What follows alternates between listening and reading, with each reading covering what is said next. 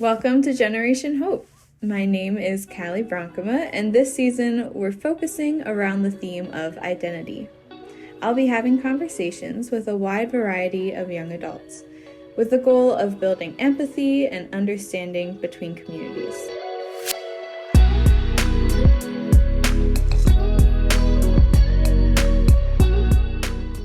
So today I'm speaking with Carbone, who is a pastor at the First Presbyterian Church of Mahopac and tech wizard for Hudson River Presbytery. Thanks for being here, Casey. Thanks, Callie. It's good to know I still fall into the young adult category. For sure. Yes, for sure. I think it would be great to just start us off if you wanted to introduce yourself and tell us more about yourself.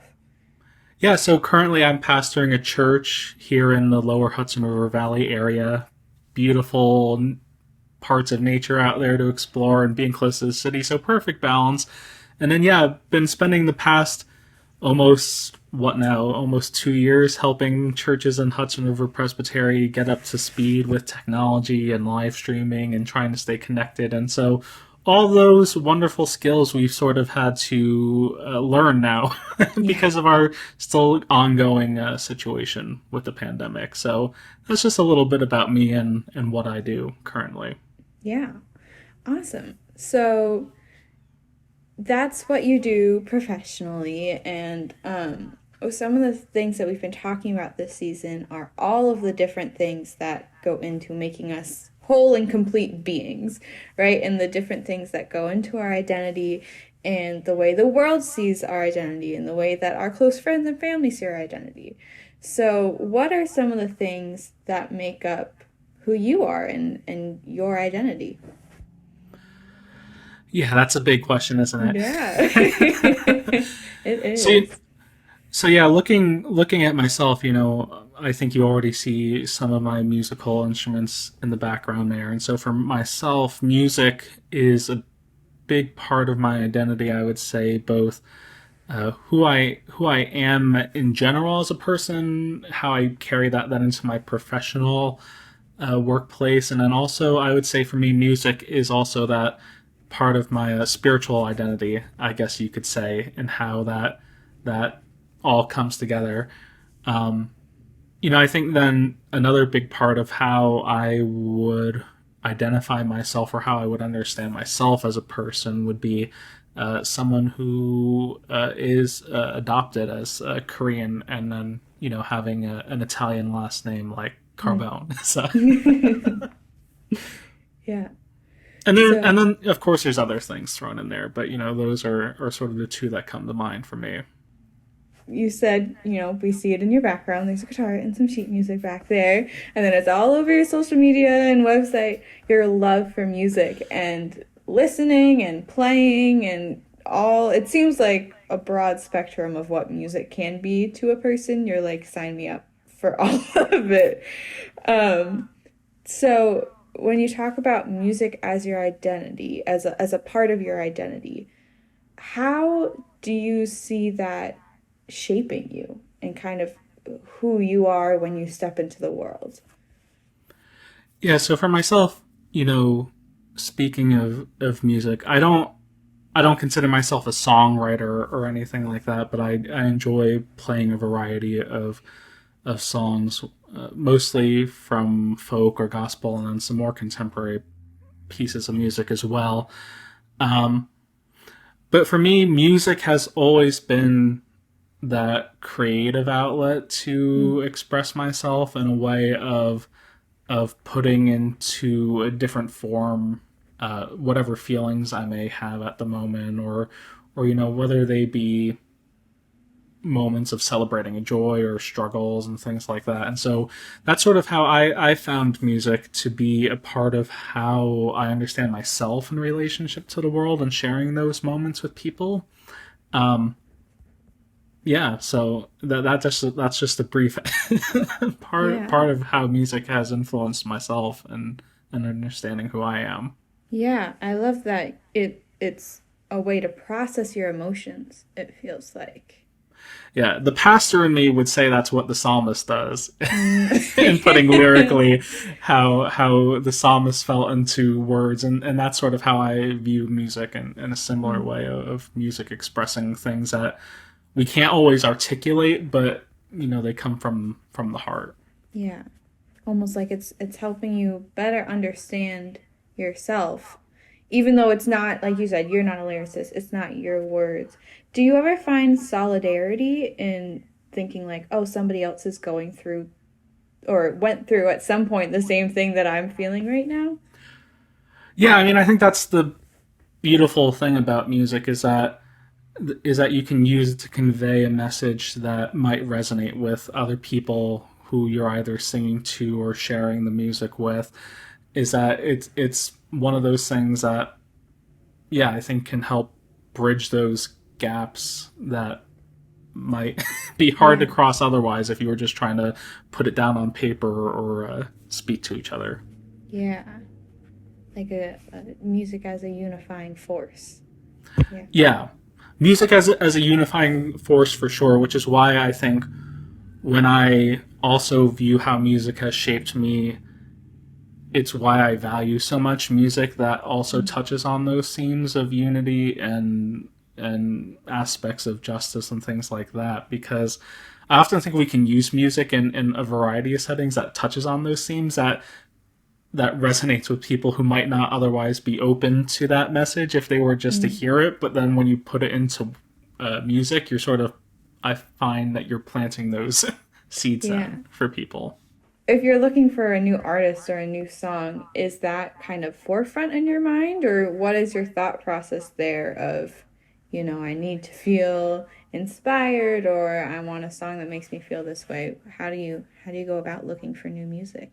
I would say I go about looking for new music just by, well, actually, I really have enjoyed the Spotify tool that recommends new The music to me. Discover Weekly. Yeah, because I Yeah. find I'm out of touch with what's new and what comes out, and so that's been a really great tool. And that's also that I should say that I don't just limit the type of music I listen to spiritual or gospel or church music, I guess if you were to call it that. But whatever kind of music I think is coming from what I feel maybe in a gut sense as coming from an authentic place, I think is music that usually resonates with me the most. So you talked about how music has the capability to bridge gaps or maybe even present a topic that if you were just trying to have a conversation with somebody, they wouldn't want to have the conversation, but it can present it in a way that someone can digest it. Are Hmm. there any like songs or experiences that stick out in your head when you're thinking about that overarching theme? I wish I had a couple of titles right at the tip of my tongue, but I think about there's a pastor out there, Reverend Carolyn Winfrey Gillette, who often takes popular hymn tunes that most church folks know and then spices them up with with Hmm. various themes like social justice or environmentalism and things like that. And I find that it's a great way to introduce people to some of these topics that are really important and that resonate with me and are a way to really, yeah, sort of put it out there that opens the door to conversations in a way that might not be possible if I was just behind the pulpit saying, so this is what we're talking about today. Yeah, have to be a little more nuanced than that Yeah, you sometimes. got to sneak it in there. Yeah. And then by the time they realize what's happening, it's okay. They already heard the message. Yeah, yeah, Yeah, exactly. I love it. Um, so you've mentioned you are a pastor, you're up on the pulpit, and um, I wonder because you are representing a group, multiple groups, as a pastor that is so often not represented up on a pulpit, specifically, in Presbyterian Church USA, but really and truly across a wide variety of religions. First of all, you're younger than most pastors are, which probably helps a lot when you're being tech wizard and all that good stuff. But you're also a person of color who, like you mentioned before, you're from South Korea. Um, And so I wonder what your experience has been like, kind of representing specifically these two groups, but I'm sure there's lots of other groups that you're representing, up on the pulpit and in leadership positions, and how that experience has been for you. Yeah, I think it certainly hasn't been lost on myself, or thinking about how race plays into how I view myself as a pastor and how other people view me as a pastor. I remember walking into the first church I was called to as an associate pastor, and you went down one of the main hallways, and up on the hallway there, they had pictures of all the former pastors there, and they're all older. Most basically, they were all white. I'm pretty sure they were all white, and so I was the first real non-white pastor the church had called, even in an associate position. And that certainly frames things for how you think about your ministry then in that church. And then even the church I'm at now, I would feel pretty safe in saying that I'm the first non-white pastor as well. So it's certainly interesting to think about how that plays a role Yeah. in ministry. Because certainly then, being adopted and thinking of how I feel like I have, for myself, I have, I'm in two different, I don't know if worlds is the right sense, but, in sort of two different pools, I guess would be one way of putting it. Because, being adopted as an infant, it's not like I had a lot of cultural exposure. So, but just simply being who I am as a person already presents one thing to people. Yet culturally, I relate more to my family growing up. So, it's just, it's hard in that sense, I guess, thinking about how I represent then one group of people, or one certain way of thinking, or in terms of being a pastor then. I feel like I've always had a problem labeling myself and maybe who it is I'm representing, because for me, there's no clear box that defines that. Yeah. I like what you said. You sometimes feel like you're trying to represent two different worlds, but you're just one person. And that it sounds like it would be a bit of pressure. Do you ever feel, I don't know, am I right in saying that? Yeah, to be quite honest, I don't, I wouldn't say for myself that I feel much pressure in trying to represent whatever kind of group I'm supposed to be representing. I think often for myself, in whatever church I find myself in, the most disruptive factor is not the fact that I'm a person of color or anything like that. It's my age is usually, I feel like, the most disruptive thing when I bring into a church, because it's like, okay, here, I want to lay out all these quote unquote new ideas and things like that. Let's do things differently, and I find that's more disruptive than anything else. I love. But no, I wouldn't say that I feel a great amount of. I've learned to be very comfortable, just not really belonging to any kind of a box like that. And maybe that does create stress, because then I have to see it on how other people process that. So. Yeah. You're just trying to be like, I'm just me. I'm this just is me. My unique self. Yeah. Yeah. Okay. You said a quote here that I think I love. I love so much. You said, my age is disruptive. I love that. Can you talk more about what exactly do you mean by disruptive? For me, I find when I talk about my age being disruptive, it's often it's me coming into a certain context. Let's say the church, since that's what I work in right now, and it's saying, okay, like, this is like what every other older pastor, or this is what you've all been focusing on, and like, it's really not where your energy is best put. And like, if we actually, I'm bringing in a fresh perspective, and I'm not saying it's the right perspective, but I'm saying let's take a risk together. And maybe the risk is the disruptive part, to at least try something new, or reorient ourselves in a way where we're being more authentic in the relationships we're building and things like that. And so I guess that's what I sort of mean when I'm talking about my age as being disruptive, is that I'm not willing to necessarily just sit with what the status quo was or to just keep maintaining it, because that doesn't really benefit anyone in the long run. Yeah. You're reminding me of Fiddler on the Roof. Have you ever seen Fiddler on the Roof? Oh yeah, oh yeah. Like, the idea of, like, there are all of these traditions, but at some point, the young, and it's usually the young people, have to step in and say, like, who are these traditions serving anymore? And is our time and energy best spent somewhere else, doing something else? Yeah, because I find that even the traditions, let's say, that people are trying to preserve, a lot of times they're not even serving the people who are trying to Right. preserve them. But it's just like Right. that's the motions we all go through, right? Because that's what we grew up with, and then when we, that's just what we settle into. But it takes sort of that external force or influence, whether it be someone who's younger or whatnot, to sort of maybe start questioning, like, yeah, this isn't even helping you. So why would we keep doing that? Right. So Yeah, I think that's so important for people to keep in mind too, is that it's okay to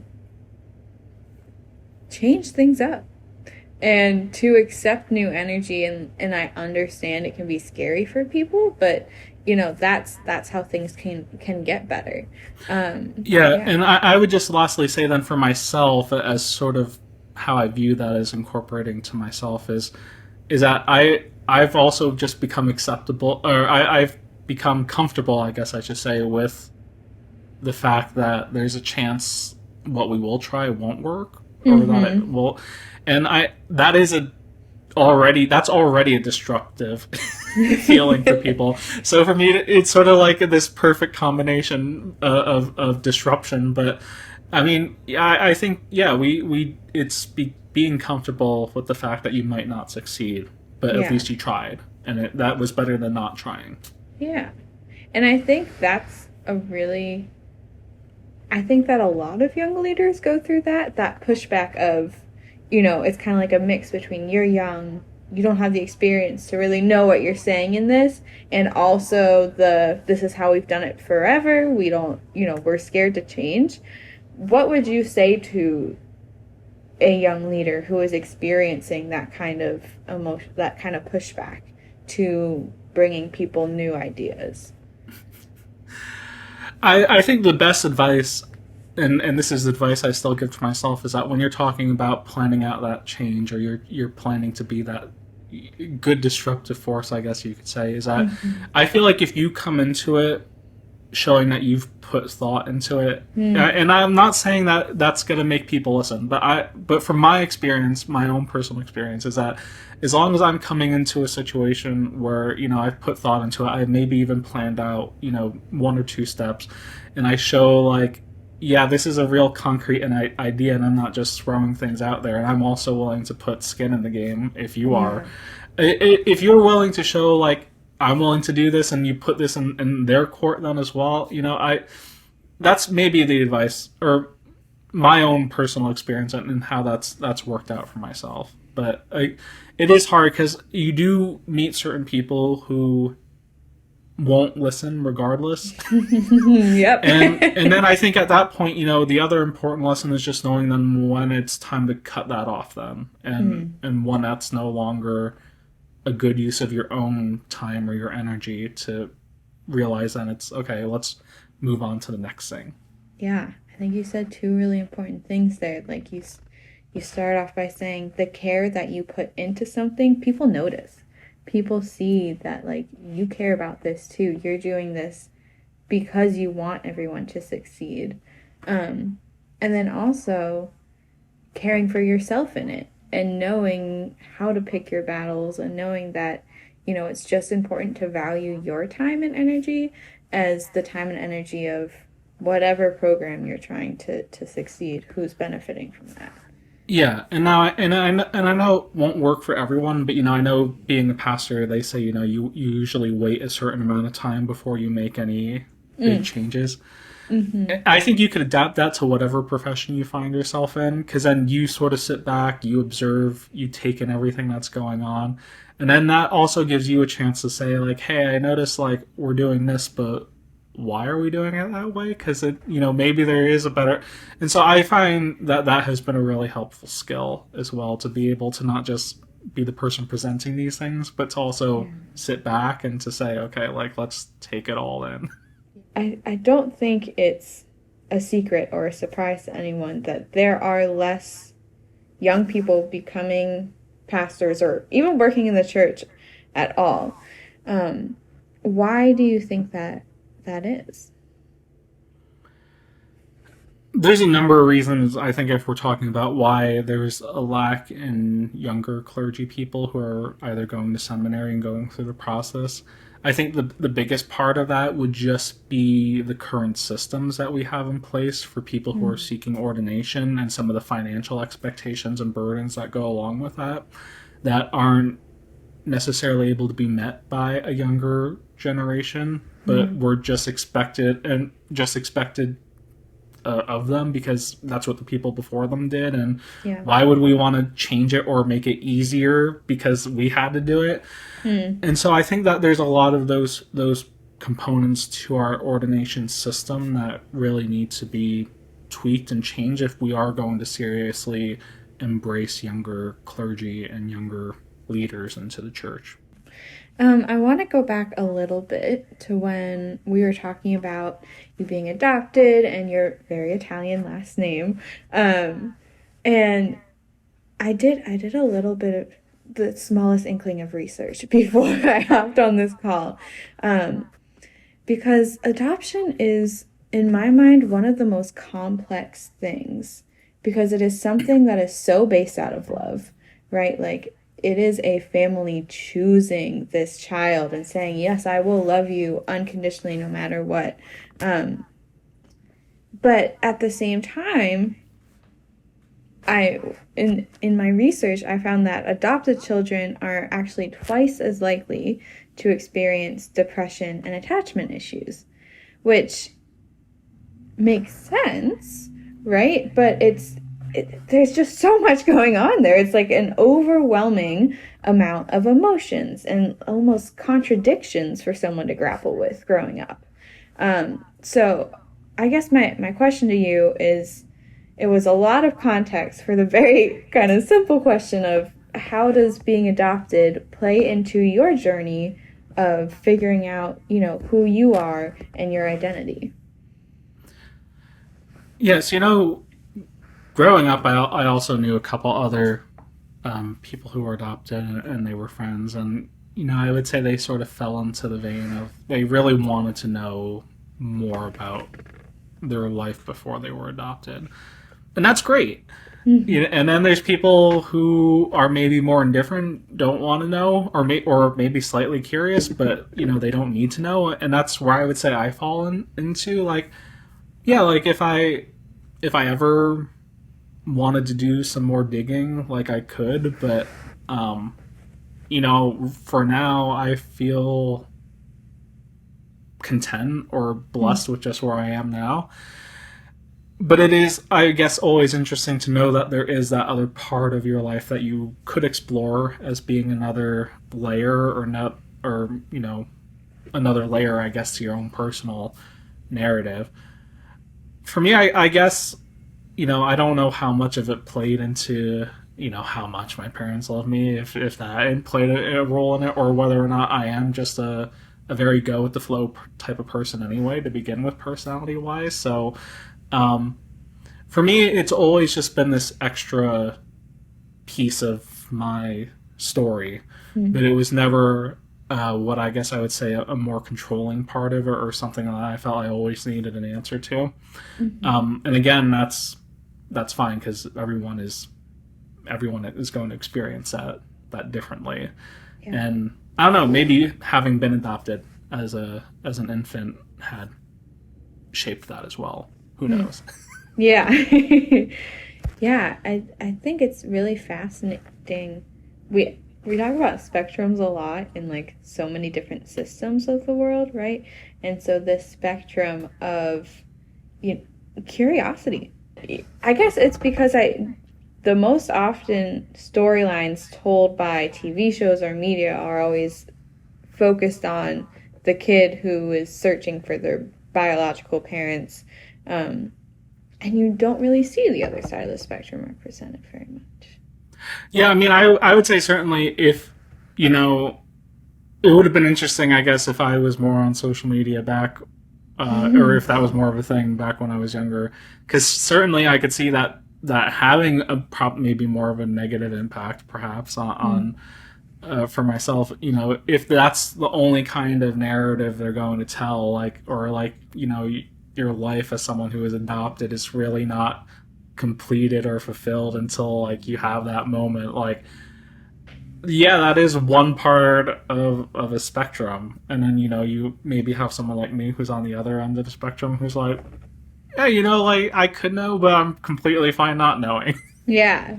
And I think it's important for people to see that and know that there's not just one story to be told. Yeah. Yeah. So, if I understand her correctly, I don't know when this happened in your life timeline, but at one point you went back to South Korea. Is this right? Okay. Yeah. I got this yeah. from your website, so I was like, well, I'll make sure I'm correct. But you, as an adult, went back to South Korea and did some kind of research studying type things. Yeah, so I had the chance to go back to South Korea during seminary because I did an internship at a Presbyterian church there. And so that was a really amazing experience, and it really challenged what conversational Korean I knew from college when I had Korean. And so that was just an amazing experience, and it was certainly an interesting experience in the terms of just of being someone who is ethnically Korean, and then people just assuming like you know everything about you know I just a light example of that would be even just flying on the plane from the U.S. to Korea, and I sleep a lot on the plane. Once I'm on the plane, I'm out. But you know, once I woke up though, like I had one of those custom cards though, and like it wasn't the English one, and I was like, and I was like I could read it, but I was like, this is like, you know, if I could just fill it out in English, that would be even better. But you know, then even being in Korea, you know, like when you meet with people and you talk with people, and then you know they just talk, you know, they don't assume that you're only going to speak English, which I didn't. But you know, like, but Korean is certainly not a comfortable language that I use every day. So it was certainly a different experience, I guess, having lived here and then as an adult, then going to somewhere else, and then sort of understanding how people then view you differently. And not in a bad way, but you know, just how like you just sort of fall back into that cultural piece of the. I don't know a good way to put it, but yeah. It, like, as you're walking through the world, people's perception of you might have shifted depending on where in the world you are. That's a good way of putting it. Also, I get scared doing the custom cards in English, so if someone gave it to me in another language, no way. You know, like if I was to look back on the time I spent in Korea, I would certainly say the time I felt there was certainly this element that resonated with me in a way that I couldn't really put into words. But part of it felt, you know, like, yeah, it made sense, it clicked. But it, you know, I would say though, just because I maybe had a connection with people there, that it still for me was not what I ever would consider like a cultural home or anything like that, because it's one piece of the puzzle that makes up who I am. And yeah, you're right. I mean, you never really know that story that someone has, or you know, you never really know until you start peeling back those layers. So you serve on a committee in the Presbyterian Church that is focused on representation.